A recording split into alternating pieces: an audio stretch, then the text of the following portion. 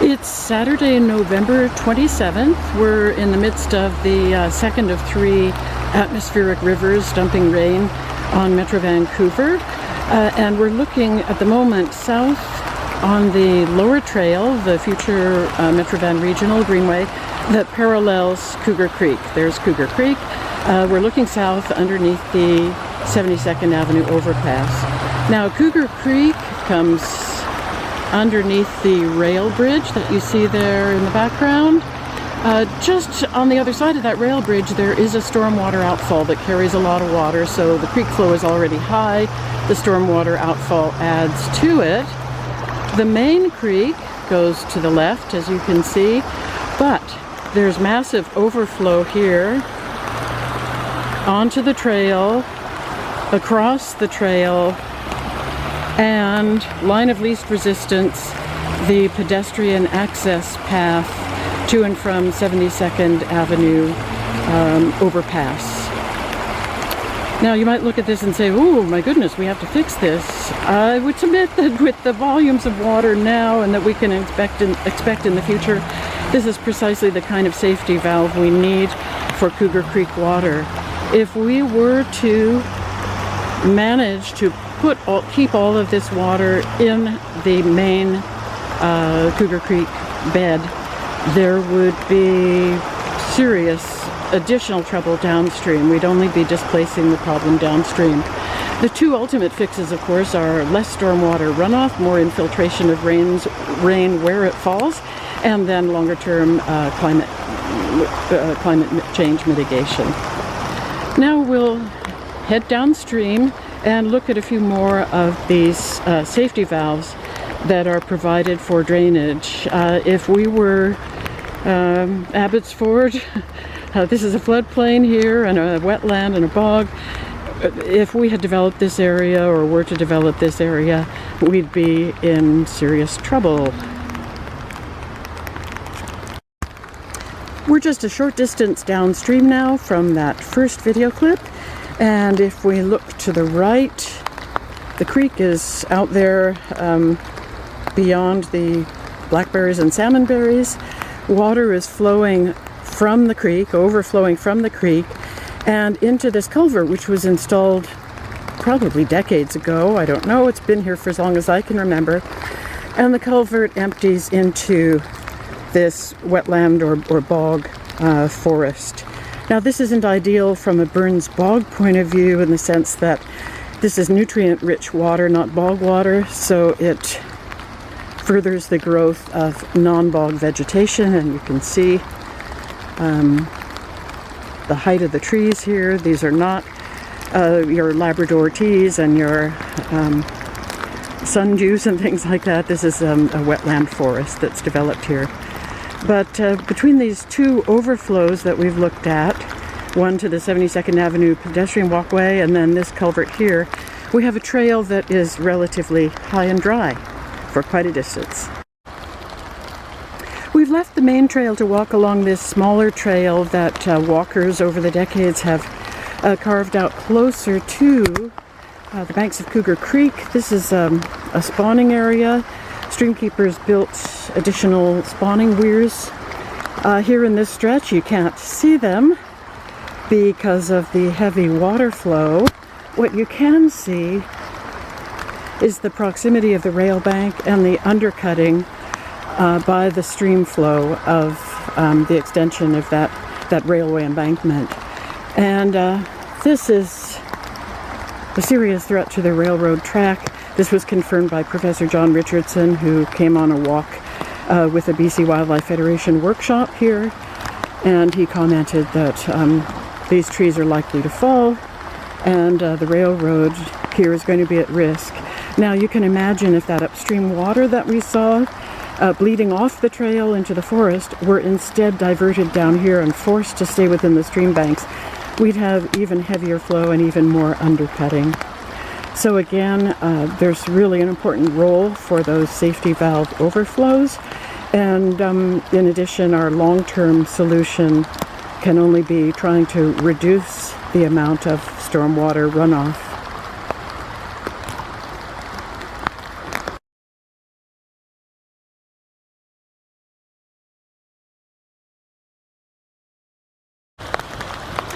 arrived back on the main trail, which as you can see is still high and dry here, and we're at what we call the Blake Confluence, a beautiful spot where Lower Cougar Creek's tributary Blake Creek comes in under the rail bridge and enters the main stem of the creek. And whether it's a creek as a tributary or a stormwater outfall as a tributary, anytime you have this additional glut of water being flowing into the main stem of the creek, and I should add that Blake itself is swollen with stormwater runoff, you end up with erosion. So here we have this active erosion happening here. Because the trail is so high, there is no safety valve overflow here, but the creek is doing its best to chew away at the bank. And again, here on the other side, we have wetland forest. We're upstream, I should say, too, of the Burns Bog boardwalks. They are well downstream from here.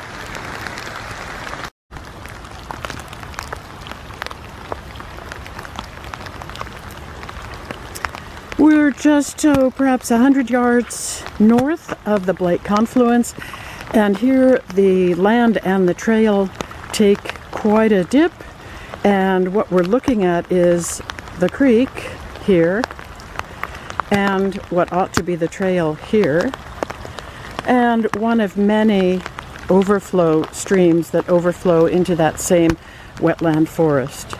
This is the main blockage for cyclists and walkers, because this floods very readily given the very low gradient of the trail in relation to the creek. We call it the beaches. Lots of dogs access the water here, and that has prevented vegetation from regrowing on the bank, which would help contain the water somewhat. You can see some plantings here that streamkeepers have recently done in an attempt to hold the banks in place. They've been worn away so much that they really don't serve much purpose at all. This would be a wonderful, what we call rearing area for juvenile salmon. This doesn't mean we rear them, it means they rear themselves in wetlands, beaver wetlands, ponds. We would love to see the regional trail, regional greenway through here, either moved somewhat to the left, which is west, so that we can accommodate all this water here, or potentially put on an elevated vehicle-worthy boardwalk. Vehicles need to access this in order to check up on the sanitary sewers, but something that allows this safety valve to continue to exist. Now, as we get farther downstream, when we come to the north end of the beaches, farthest end downstream, that's when the railroad track and the trail start to diverge. I don't know if I'm going to make it there in these heavy waters. It's a little bit dicey, so I'll just tell you about it. Where the trail and the railroad tracks diverge, there's an increasing distance between the creek and the railroad track. And at that point, the ability of the creek to overflow comes to the east side, to this side. So beyond this sort of 150 meter, possibly 200 meter stretch where streamkeepers hope to have storage water overflow to the west side, once we've got that safety distance between the track and the trail, no problem with building up the height of the trail itself to keep the water over to the east side and out of the Burns Bog, the Delta Nature Reserve, the bog area, the boardwalk area. And I might add, we're still a few hundred meters upstream of the first, the most southerly, boardwalk entrance. So we're just talking about this stretch here along the beaches, preserving that as a floodplain overflow zone, and looking upstream those areas that I showed you where there is overflow again into this wetland forest. So you might say, well, what if we just, dredge the creek, make it deeper, build the trail higher?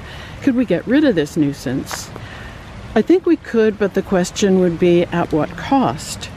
Because so much sediment is being eroded off the canyon walls, the amount of sediment being dumped down here would continue to be enormous. Right now, after a flood, you can see all the sediments. When this water drains, you'll see all the sediments right here. It's like a beach, a sandy beach. So this area, if it were channelized and dredged, it would need dredging every year. So there's one big expense.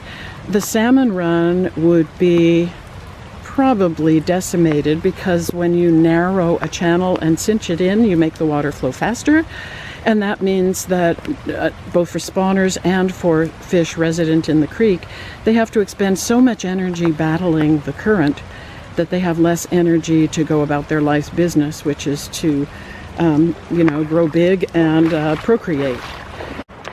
Then too, if we're successful getting all that water to go downstream, what is downstream?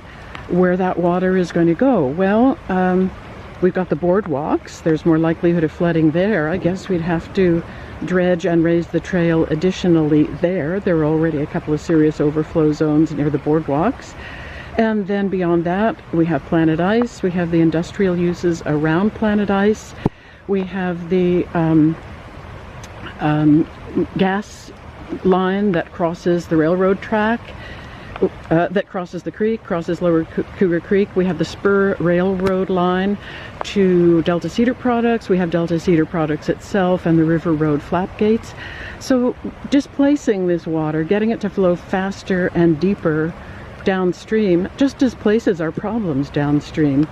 Whereas right now, from Streamkeeper's point of view, we have a great opportunity to enhance this wetland forest. Yes, it will not be Burns Bog. It will be a beautiful wetland forest that is also our floodplain, our safety valve for this kind of event.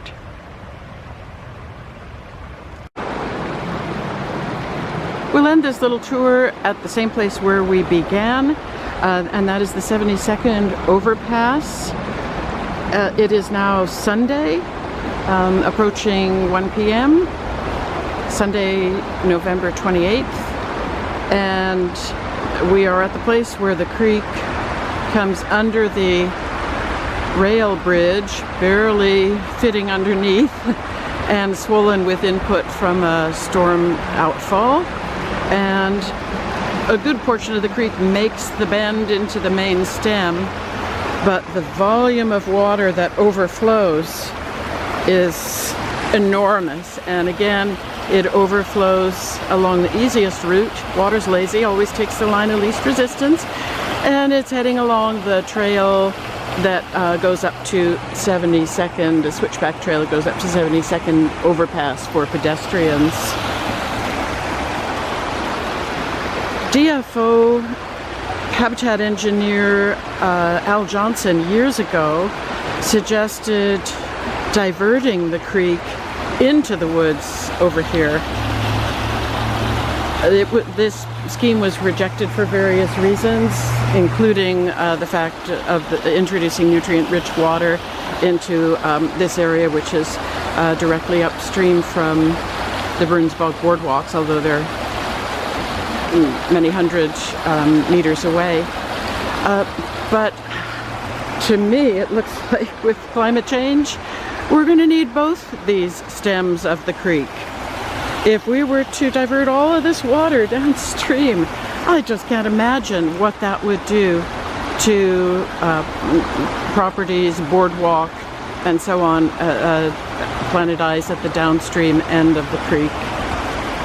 One streamkeeper told me yesterday that he had found a beaver dam along here that is, I'm not going to step into the water, but if you go to the very end of the trail and the water kind of peels off to the right into the woods, and beavers had built a dam there.